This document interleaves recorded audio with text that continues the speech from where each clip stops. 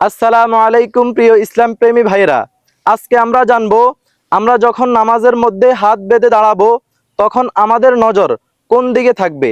তো আমরা সঠিকটা এই ছোট্ট ছোট্ট ভাইদের কাছ থেকে জেনে নেই। আল্লাহু আকবার। হয় নাই।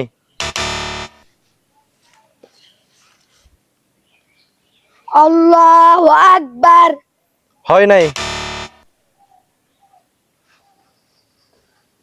আল্লাহু আকবার। হয় নাই। আল্লাহু আকবার। মাশাআল্লাহ, এবার সঠিক হয়েছে।